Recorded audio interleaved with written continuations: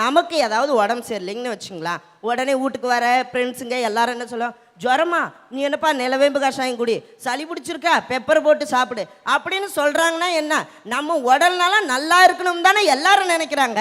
அப்போ நமக்கு என்ன முக்கியம், உடல்நலம் தானே முக்கியம். ஒன்றுமே இல்லைங்கண்ணா, கை வலிக்குது கால் வலிக்குது அப்படின்னா நம்ம மனசு இருக்குதுங்களா, மனசும் கெட்டு போயிடும். மனசு சரியில்லைன்னா பக்கத்தால் அக்கத்தால் இருக்கிற வீட்டுக்குள்ளே 4 பேரை கூப்பிட்டு நம்ம பேசினோம்னு வச்சுங்களா, மனசு கஷ்டமாக இருக்குன்னு சரியாக போயிடும் அப்படின்னு சொல்லுவாங்க. இதே கை வலிக்குது கால் வலிக்குது தலை வலிச்சு, நான் ஃப்ரெண்டுக்கிட்ட ஃபோனை போட்டு எனக்கு ரொம்ப தலைவலியாக இருக்குதா, பாதி தலைவலியை வந்து வாங்கிட்டு போனால் வாங்கிட்டு போக முடியுமா? அப்போ இங்கே உடல்நலம் தானே பேசுது, உடல்நலம் தானே பேசுது. இதே எல்லாம் சொல்லுவாங்க, ரத்தம் தானம் கொடுக்குறோம், எல்லாம் ரத்த தானம் கொடுக்குறோம், பொது நலத்தோடு நாங்கள் கொடுக்குறோன்னு. நான் அவங்கெல்லாம் பார்த்து கேட்குறேன், ரத்த தானம் கொடுக்குறதுனா என்ன? நீங்கள் ரத்த தானம் கொடுக்க போய் பார்த்தா தான் தெரியும். ரத்த தானம் கொடுக்க போனால் டாக்டர் ஒரு சீட்டை எடுத்து வச்சுக்கின்னு, இங்கே வாப்பா உட்காரு, உன்னை நாய் கடிச்சுதா பேய் கடிச்சுதா பள்ளி கடிச்சுதா, நீ ஏதாவது டாக்டர்கிட்ட போயிட்டு இருக்கியா, உன் உடம்பு நல்லா இருக்குதான்னு கேட்டு தானே ரத்தம் எடுக்கிறாரு.